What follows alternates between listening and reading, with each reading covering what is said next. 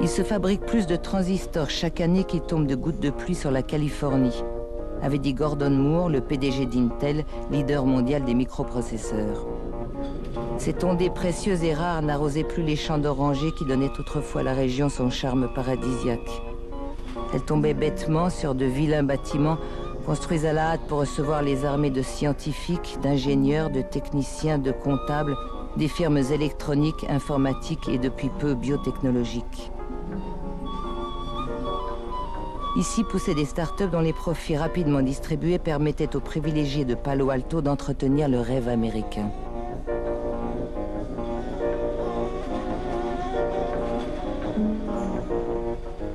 Les bonnes familles du monde entier rêvaient d'y envoyer leurs fils pour qu'ils profitent à leur tour des fruits de la mécanique quantique.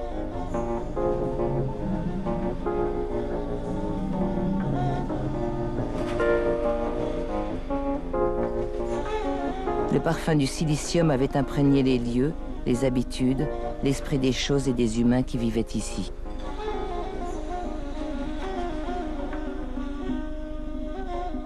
Ce modeste garage était devenu célèbre. C'était celui où William Hewlett avait débuté les activités de sa compagnie avec son ami David Packard. Voici l'atelier de deux révolutionnaires. Un petit garage de jeunes gens avec 2500 francs en poche ont inventé toute une industrie. Derrière le mythe du garage se dissimulait une autre réalité. La proximité des meilleurs laboratoires du monde, les passerelles étroites entre l'université et l'industrie, l'afflux des commandes gouvernementales et militaires. C'est bien tout cela qui avait permis aux transistors de s'épanouir et de transformer le monde. Ouvrez l'œil. We'll stop here for just a second. You guys want to look back through the trees there. The big tall building that you see there is Hoover Tower, named for former American President Herbert Hoover, who graduated from Stanford back in 1895 with a degree in geology. It's over.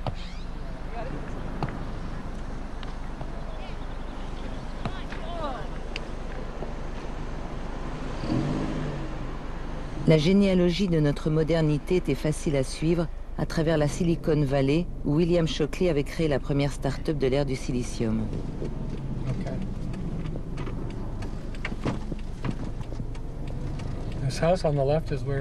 Cette maison sur la gauche, c'est la maison où William Shockley a grandi entre 1913 et 1923.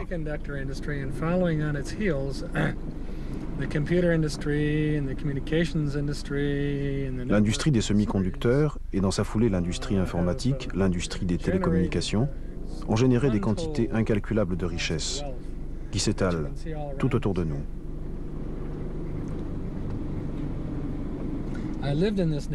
Je vivais ici quand je suis venu pour la première fois dans la vallée de Santa Clara en 1970.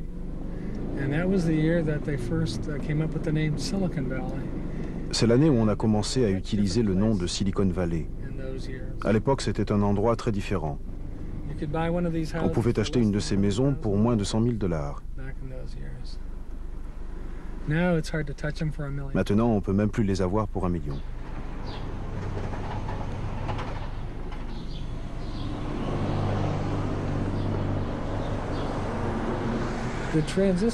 Le transistor a vraiment été le premier produit issu de la mécanique quantique. Il n'aurait jamais pu exister sans la connaissance de la mécanique quantique, sans la compréhension du comportement des électrons et des entités quantiques qu'on a appelées trous, sans comprendre précisément comment les électrons et les trous interagissent. C'est cette connaissance particulière qui a permis à Bardeen, Brattain et Shockley d'inventer le transistor.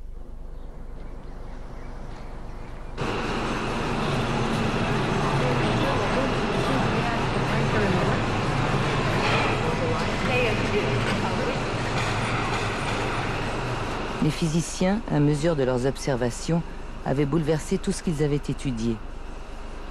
Les électrons ne circulaient plus paisiblement autour des noyaux atomiques, mais parcouraient des conducteurs qui ceinturaient le globe. Les atomes étaient tour à tour excités ou éclatés pour émettre de la lumière ou de l'énergie. Les molécules des chimistes étaient assemblées à façon pour former de nouveaux matériaux. Les cellules vivantes étaient détournées de leurs fonctions traditionnelles.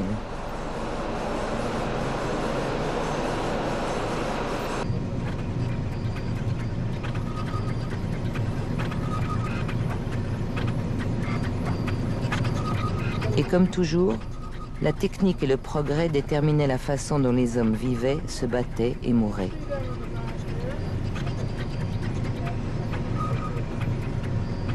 Au début des années 80, l'humanité s'était retrouvée pourvue d'incroyables potentiels.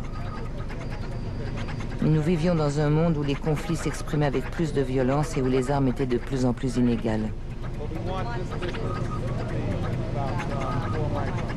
Logiquement, ceux qui disposaient de la technologie assumèrent la marche du progrès. La guerre devint économique. Les puissances technologiques s'emparèrent en toute impunité des marchés, des biens, des terres et des valeurs qu'aucune armée n'aurait jamais osé convoiter. Sans relâche, sans peine et avec la bénédiction de la nouvelle idéologie politique, grâce au silicium ou l'arséniure de gallium, elle raflait tout ce qui patiemment avait été construit par l'homme et par la nature.